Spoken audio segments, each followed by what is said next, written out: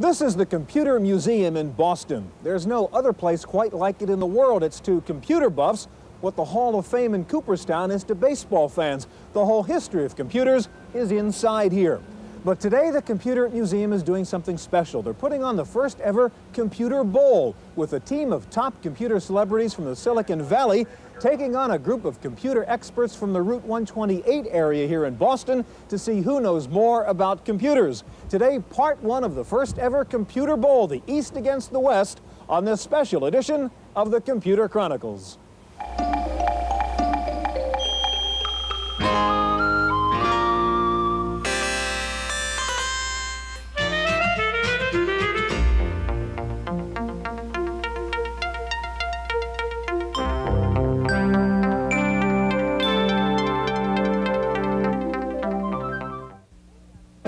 The Computer Chronicles is made possible in part by McGraw-Hill, publishers of Byte magazine, and Bix, the Byte Information Exchange.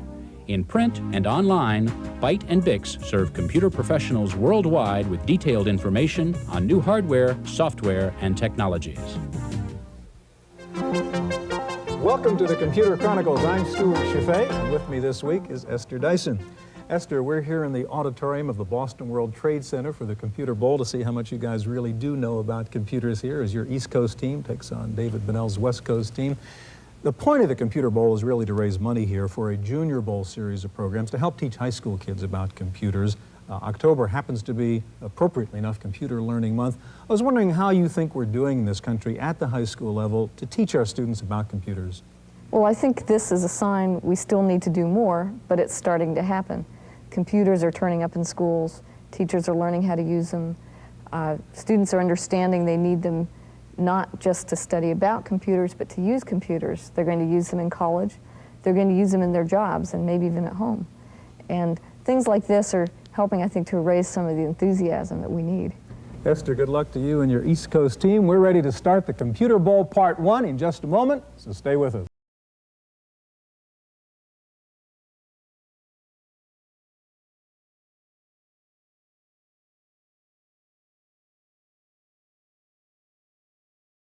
Welcome to the world's first Computer Bowl.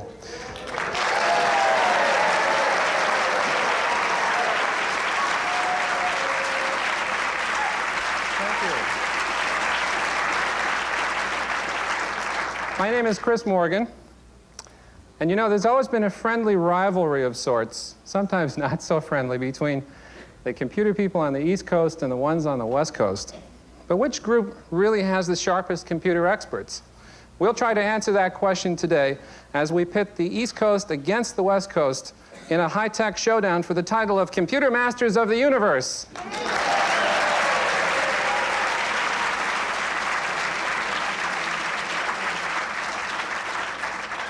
Now let's meet our panelists. They're some of the best-known people in the computer industry. For the West Coast, Dr. Adele Goldberg, President and CEO of Park Place Systems, specializing in object-oriented software development systems.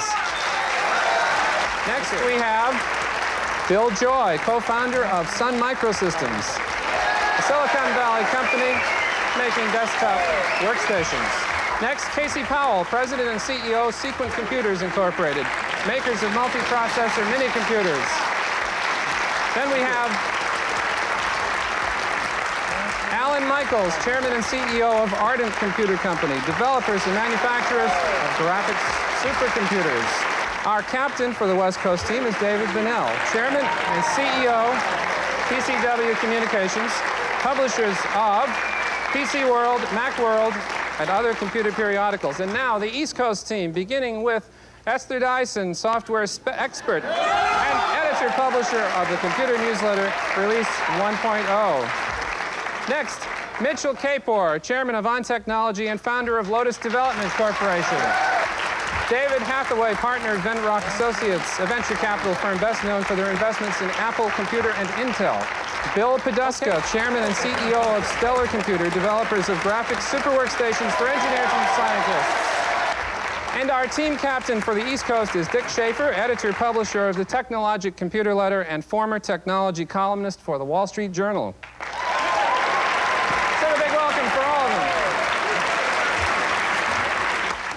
Now it's my great pleasure to introduce the man who will be asking the questions tonight, someone who covers the high-tech field for a living. Please welcome our examiner, the editor and publisher of the San Francisco Examiner, William Hurst III. Are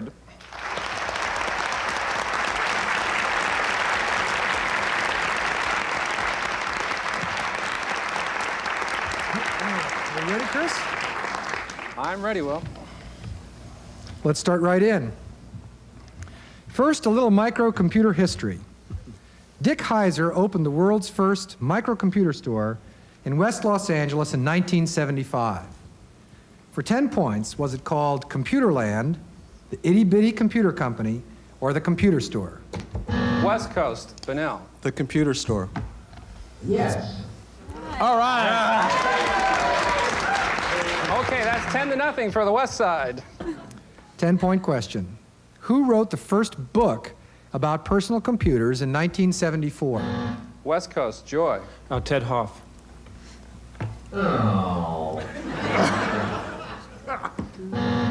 East Coast, Kapor. Yeah, Ted Nelson, Computer Lib and Dream Machines.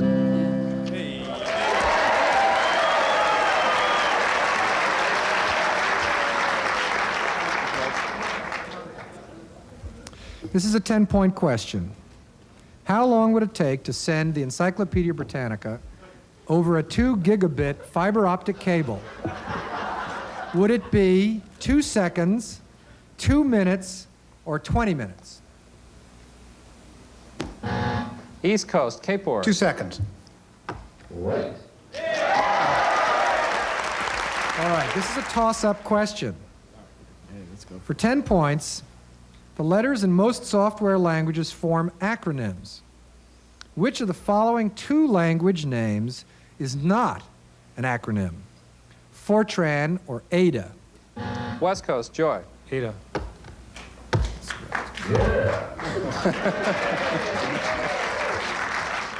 All right, now we have a bonus round. For 5 points apiece, we'll name the people, and you name the computer languages they invented. You can consult. Kenneth Iverson. APL. This computer technology needs work here. John Backus. Why can't we hear the West Coast cheer when we get these right? when the East Coast gets one right, we hear the East Coast cheer. Fortran. The answer is Fortran. Fortran is correct. John McCarthy. Oh, Lisp.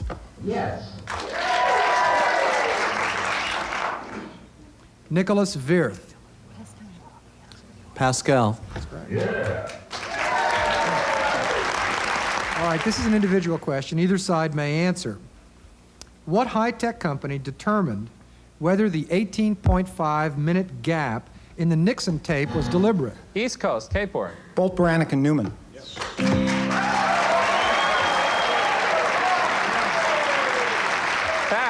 Fast response, and now the score is the West team 55 points and the East Coast 30 points. It's close, folks, it's close. All right, this is a toss-up question. Life is a well-known computer game. Of the following 3 people, who won Scientific American's Game of Life contest by creating the first glider gun? Was it Bill Gosper, Donald Knuth, or David All? East Coast, Kapor. Gosper.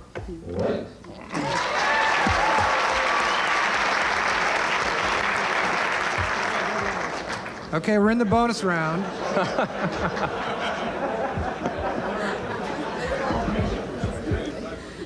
We're in the bonus round, and you can consult. At $1,000 a day. Right? Here's a 4-part question, four questions actually, about computers in the movies. First, in what Disney movie do the main characters live inside a computer? Tron. Yes. What was the name of the robot in the film The Day the Earth Stood Still? Was it Robbie, Gort, or Brainiac? Robbie. The correct answer was? Gort. What computer co-starred with Robert Redford in the film 3 Days of the Condor? A PDP-11, an Apple II, or a Cray 1? PDP-11. Very good. Finally, what company worked with Disney to supply effects for the animated cartoon classic Fantasia? Was it IBM, Hewlett-Packard, or Sperry Rand? It was a long time ago. Sperry. Hewlett-Packard is the correct answer. All right. Okay, everybody. We're out of the bonus round. Back to a 10-point question. Either side may answer. What was the first name of the inventor of Boolean algebra? East Coast, Schaefer. George. George Boole is correct.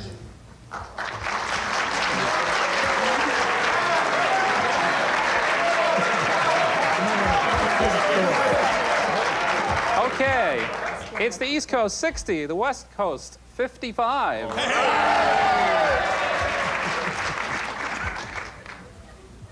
Dartmouth College is famous for many computer firsts. Let him guess. Shall I complete? West Shall I Coast Joy. Basic. Sorry, minus 10 points. I'm sorry, you interrupted us and you were incorrect, so we'll have to, we pose the question of the East? yes, after we deduct 10 points from the West Coast score. Well, you have to be heartless sometimes at these kinds of things. Dartmouth College is famous for many computer firsts. For 10 points, of the following 3 pioneering events, which did not take place at Dartmouth?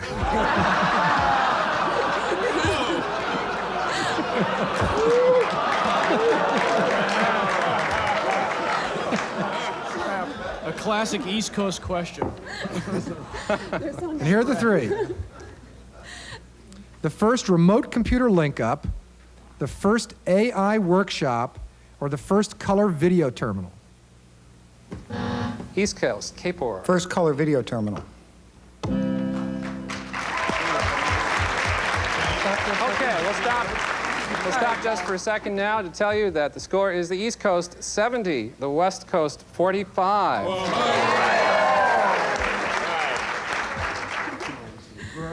We'll continue with a history question now.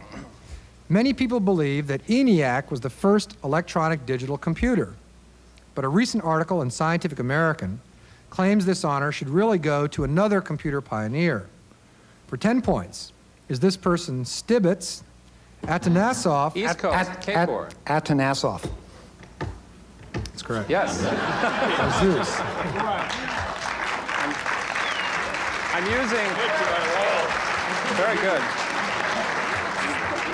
We're using polling logic here to get the right answers. For 10 points.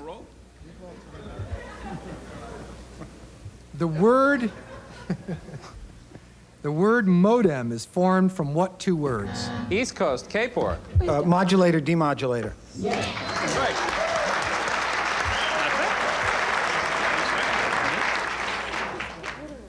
Can we have a timeout? The score is the East Coast 90, the West Coast 45. And that's the signal for the end of the first round. Is there a difference in the altitude here?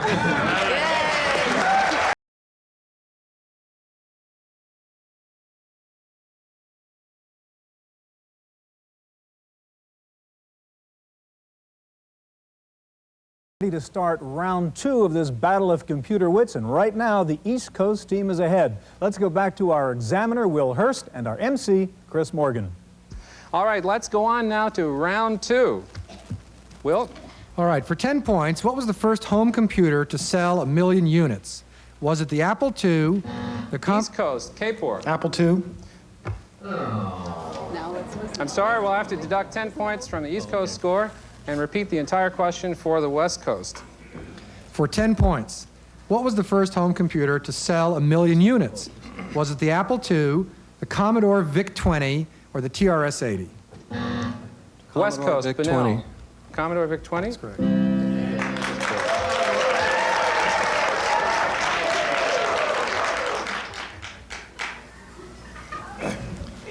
That was only 10 points?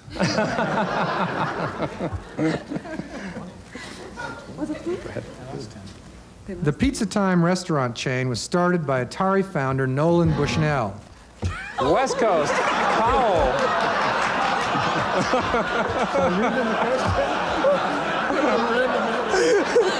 Your answer, please. Well, give it a try, Casey. What the I heck? don't get to confer on this one, huh? Chuck E. Cheese.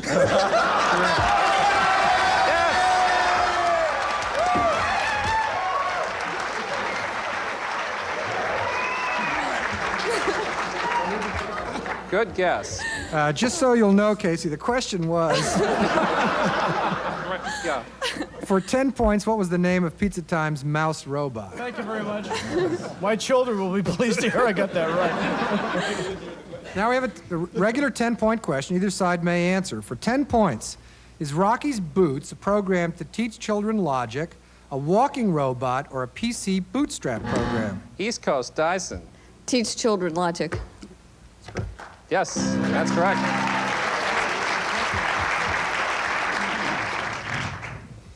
Now we have a toss-up question.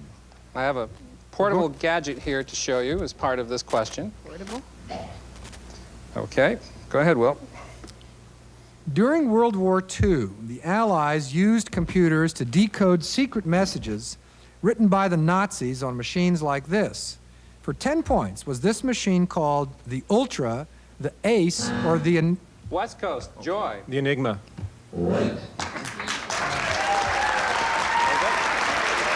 The Bomb and Colossus are names of two computing devices developed during World War II. For 10 points, were they used for designing the A-bomb, for cryptography, or for designing a radar?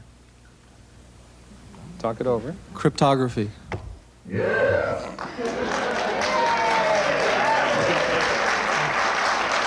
Okay. This is not portable.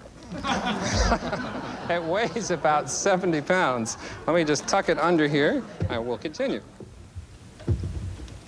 It's an individual question. Either side may answer. For 10 points, what was the first software company to go public on the New York Stock Exchange? East Coast, Schaefer. Cullinan.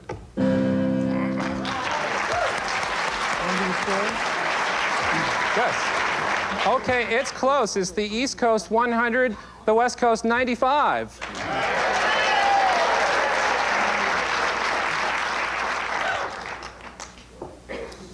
For 10 points, which of the following did Bill Gates not do?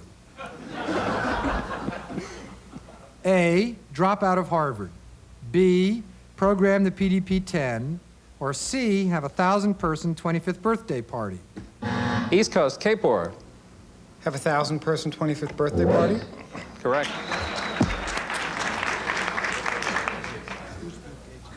For 10 points, who co-founded Microsoft along with Bill Gates? East Coast, Kapor. Paul Allen.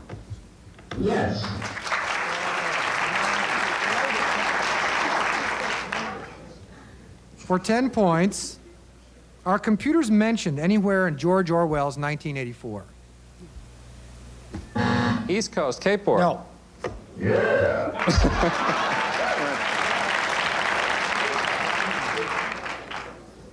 In 1888, William Burroughs was granted a patent. For 10 points, was it for the printing adding machine, the difference engine, or the punched card? East Coast, Schaefer. Printing adding machine. That's correct.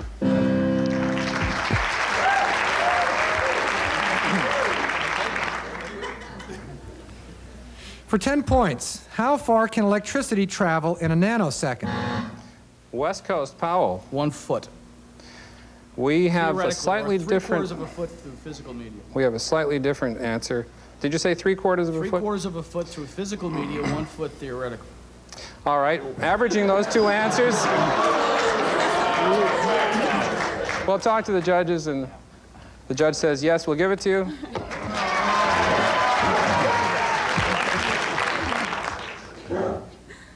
We had three choices, 1.8 inches, 10.8 inches, or 108 inches. All right, for 10 points, this is an individual question. Either side may answer. Is caduceus a high-level language, a data general computer, or a medical diagnosis? East Coast, Kapor. Medical expert system. Correct.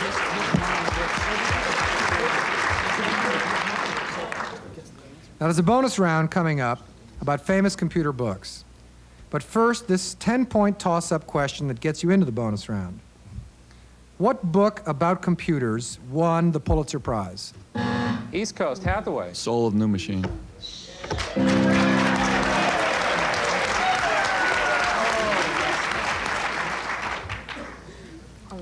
All right, in this bonus round, for 5 points apiece, you may consult. Tell us who wrote the following books. The Art of Computer Programming.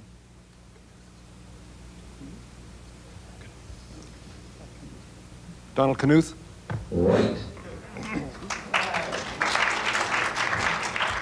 The Third Apple. Jean-Louis Gasset. The Ninth Bridgewater Treatise.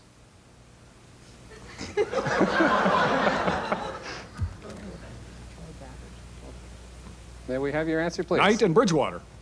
What was the answer? Knight and Bridgewater. The answer was Charles Babbage. Okay, the score. The score is the East Coast 170 and the West Coast 105. You're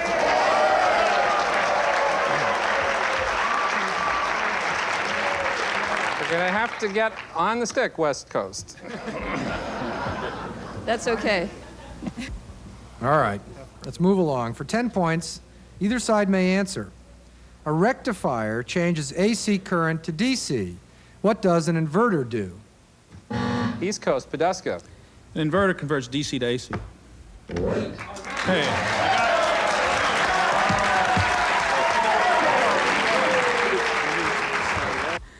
For 10 points, Ivan Sutherland described the first interactive graphics program. For East Coast, Kapor. Sketchpad.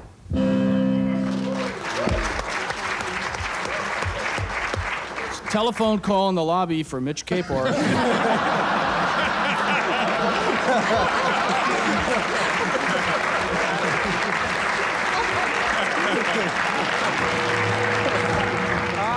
That's the end of the round, and the score is East Coast 190, West Coast 115.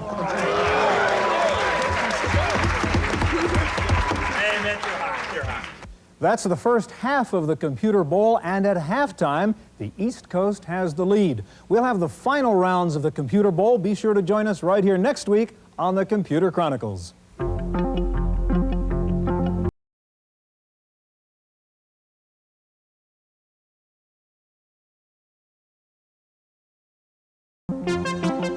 In the random access file this week, Compaq has finally introduced its long-awaited laptop computer. The machine is called the SLT 286. It features the 8286 chip running at 8 or 12 megahertz. It has a detachable keyboard. It weighs in at 14 pounds and runs on a nickel-cadmium battery pack with an estimated 3 hours of use per charge. The screen is a Super Twist LCD with a high resolution of 640 by 480 with 8 shades of gray. The Compaq SLT 286 comes with one 3.5-inch floppy and a 20 or 40 megabyte hard drive.